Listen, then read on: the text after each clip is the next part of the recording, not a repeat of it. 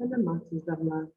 Жамбыл облысы Мойынқұм ауданы Жамбыл ауылы Абай атындағы орта мектептің қазақ тілі және әдебиет пәнінің мұғалімі Дүйсеметова Сәулеш, 5-ші сынып қазақ тілі.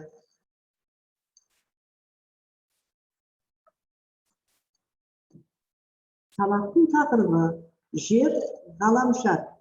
Оқу мақсаты тірек сөздер мен жетекші сөздер арқылы негізгі ойды анықтау. Төл сөз, төлеу сөз, автор сөздің жасалу жолдарын, қызметін білу.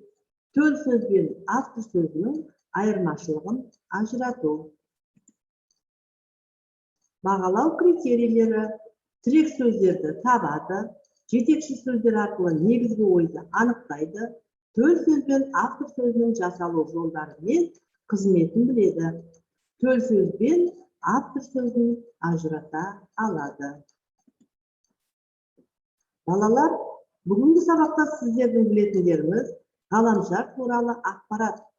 Меңгеретіндеріңіз мәтіндегі тірек сөздерді, негізгі ақпаратты анықтап, жинақы мәтін құрастыру.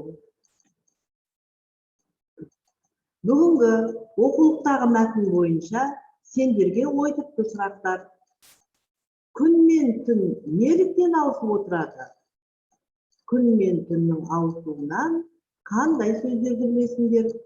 Күн шықты, күн батты, кеш болды, таң атты деген сөздердің мағынасын білесің бе? Күн жерді айнала ма, әлде ай күнді айнала ма? Кәнекей балалар, ойланып, сұрақтарға жауап береміз. Кім белсендеген? Кәне, сұрақтарға жауап береміз балалар.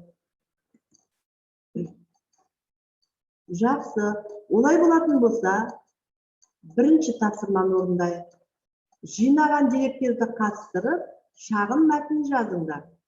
Төл сөз бен автор сөзін ажыратыңдар.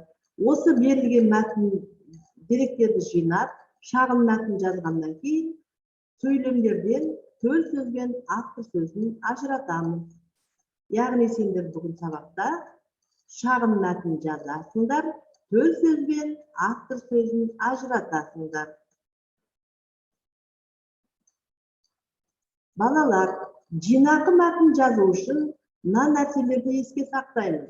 Жинақы мәтін бастапқы мәтіндегі негізгі идеялар мен ақпаратты сақтай отырып, мәтін көлемін ықшамдау.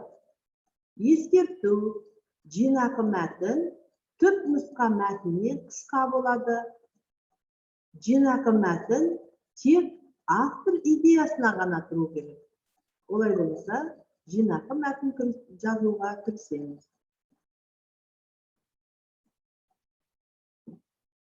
Екінші тапсырма балалар. Жер туралы қызықты деректер жинақтап, төл сөзді төлеу сөзге айналдырыңдар дейді. Бұл тапсырманы орындай отырып, тапсырмадан бірінші негізгі және қосымша ақпаратты анықтаймыз, негізгі ойды білдіретін тірек сөздерді, сөйлемдерді белгілейміз. Үшінші, мәтін түпнұсқасына сілтемесін көрсетеміз. Бұл жерде балалар, сендер мәтінді ғаламтордан алдыңдар ма, жоқ әлде алдарындағы газет журналдардан алдыңдар ма? Сол мәтіннің түпнұсқасына сілтеме жасаймыз. Сөйте отырып, төртінші, төл сөзді төлеу сөзге айналдырамыз.